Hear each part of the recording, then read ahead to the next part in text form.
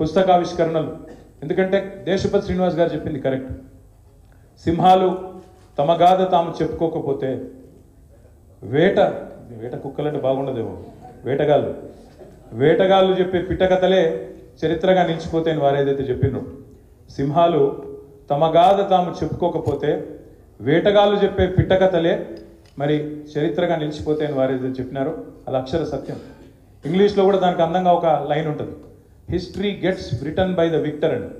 అంటే యుద్ధంలో గెలిచిన వాడే పరాజితుల చరిత్రను చెరిపేసే ప్రయత్నం చేస్తాడని దాని భావన. ఈరోజు తెలంగాణలో జరుగుతుంది అదే. కేసీఆర్ మీద కోపంతో, కేసీఆర్ గారి మీద ఉన్న కోపంతో ఇవాళ ఎన్నికల ప్రయత్నాలు జరుగుతున్నాయి, మీరు గమనించండి. నిన్న ముఖ్యమంత్రి మాట్లాడతాడు, ఎన్టీ రామారావు గారు ట్యాంక్ బండ్ మీద పెట్టిన విగ్రహాల గురించి ప్రస్తావిస్తాడు హైదరాబాద్లో. కానీ ఇవాళ మొత్తం హైదరాబాద్ అంతా అచ్చరు పొందే విధంగా చూసే 125 అడుగుల నిలువెత్తు అంబేద్కర్ విగ్రహం గురించి మాత్రం ఆయన నోట్లకెళ్ళి మాట వస్తలేదు. అంబేద్కర్ గారి పేరిట కట్టిన అద్భుతమైన సచివాలయం, ఒక రాజసౌధం లాంటి, ఒక శ్వేత సౌధం లాంటి సచివాలయం గురించి మాత్రం ఒక్క మాట రాదు. ఇవాళ మొత్తం నిటారుగా నిలబడ్డ పోలీస్ కమాండ్ కంట్రోల్ సెంటర్ గురించి ఒక్క మాట రాదు. అద్భుతంగా హైదరాబాద్లో కట్టిన ఎన్నో, 1, 2 కాదు, ఎన్నెన్నో ఈ 10 ఏళ్లలో జరిగిన నిర్మాణాల గురించి మాత్రం మాట రాదు.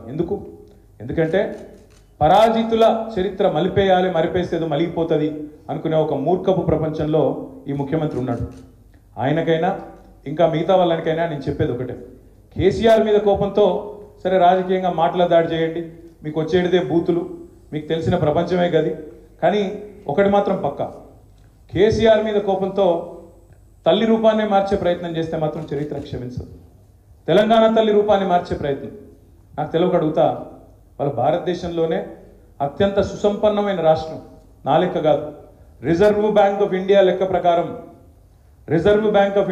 ప్రకారం తలసరి ఆదాయంలో ఇవాళ అన్ని రాష్ట్రాల కంటే ముందున్నది తెలంగాణ రాష్ట్రం. అట్లాంటి తెలంగాణ రాష్ట్రం, సుసంపన్నమైన రాష్ట్రానికి తల్లి, తెలంగాణ తల్లి మూర్తిభవించిన ఒక దేవతలాగా కేసీఆర్ గారు, అదేవిధంగా తెలంగాణ ఉద్యమంలోని పెద్దలు ఆనాడు ప్రతిష్ఠించినారు 2007 సంవత్సరంలో.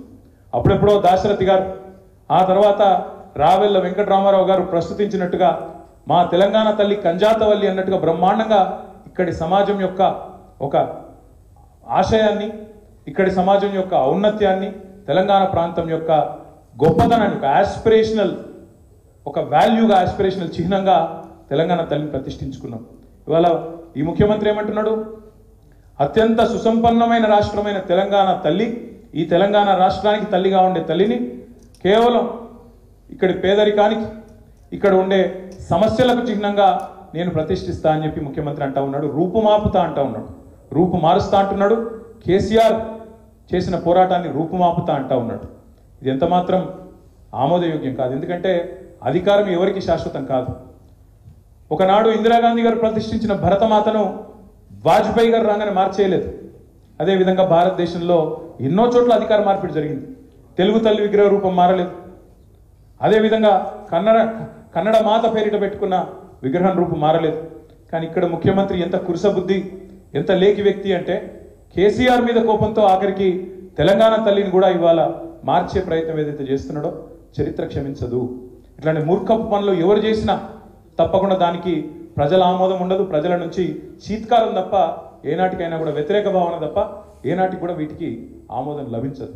కాబట్టి ఆ ప్రయత్నం ఇప్పటికైనా విజ్ఞతతో విరమించుకోవాలని చెప్పి ప్రభుత్వానికి విజ్ఞప్తి చేస్తున్నాం.